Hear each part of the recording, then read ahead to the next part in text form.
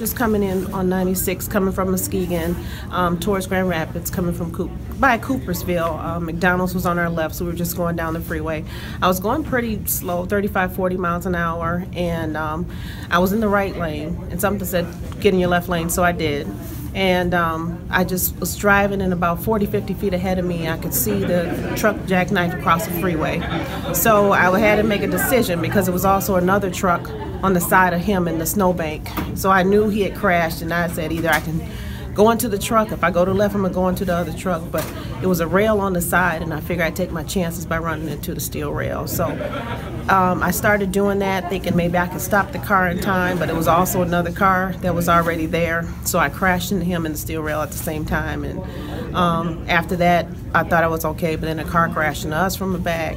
And the car was still fine, no windows broken, but when it was a second impact, the car hit us from the back again, a bigger truck. The glass shattered, the car kind of smashed up a little bit in the back.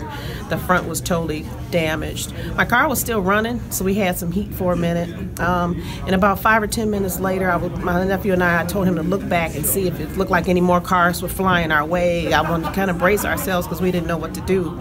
And he said he didn't look like he saw anything. So the fireman came up about 5 minutes later. It was very nerve-wracking. I was trying to keep my cool because with the kids and my mother both nervous, my daughter was crying and my nephew was getting nervous. My mother, she was holding her chest. So my mind is all over the place, but by the grace of God, he gave me peace. And I just asked him, I said, just cover us in the car. Let everything just be okay. And it seemed like it just, at that point in time, the fireman walked up. So I said, you know, I told him we're okay. Just don't worry about the car. I don't care about the car. Let's just see what we can do. So it was a lady that was sitting to the side. Her name was Sue. A little further back, she let us get in the car with her. We got all of our stuff out the car. Sat with her for about 45 minutes, and then until the school bus came and took us to the church. So Berlin Church has been a blessing just to sit here and. What happened to me, I was headed out to Grand Rapids, close to the Coopersville exit, and saw a van in front of me started wobbling a little bit. And it kind of looked like he was going to get back on course, right? So, you know, I'm watching this guy.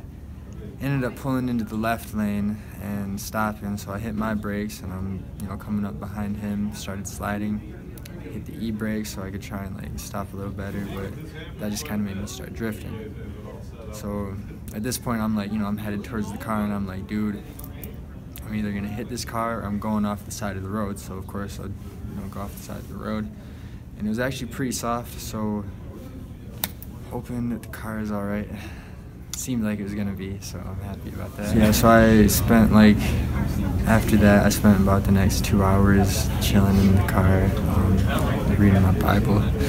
So it's kind of cold, but you know, at least I was out of the wind. And,